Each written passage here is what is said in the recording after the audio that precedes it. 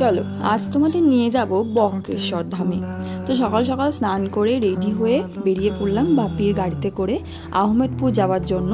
আহমেদপুরে এসে বাস ধরলাম সিউড়ি যাওয়ার জন্য। সিউড়িতে মিট হলো দীপ্তশ্রীর সাথে, ও আর আমি একসাথে যাওয়ার কথা ছিল। তো এখন যাচ্ছি বক্রেশ্বর। দিন আগে থেকেই প্ল্যানিং চলছে দীপ্তশ্রীর সাথে যে একদিন কোথাও যাওয়া হবে, তো পরীক্ষা শেষ তাই যাচ্ছি। প্রায় 1 ঘন্টার রাস্তা সিউড়ি থেকে বক্রেশ্বর। তো পুরো রাস্তাটা যাওয়ার পরে পৌঁছালাম মন্দিরে।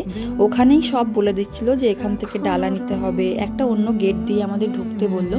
তো সেখান থেকে আমরা পুজোর ডালা কিনে নিয়ে চলে এসেছি বাবা অষ্টবক্র বা বক্রনাথের মন্দিরে। ওখান থেকে কুণ্ডের জল নিয়ে দাঁড়িয়ে পড়েছি লাইনে পুজো দেওয়ার জন্য। ওখানকার পুরোহিত বেশ ভালো পুজো দেওয়ার পর নিয়ে চলে এসছে মা মহিষমর্দিনীর মন্দিরে। এটি হচ্ছে 51 সতীপীঠের মধ্যে অন্যতম একটি সতীপীঠ, যেখানে মায়ের ভুরুর মধ্যস্থল পড়েছিল।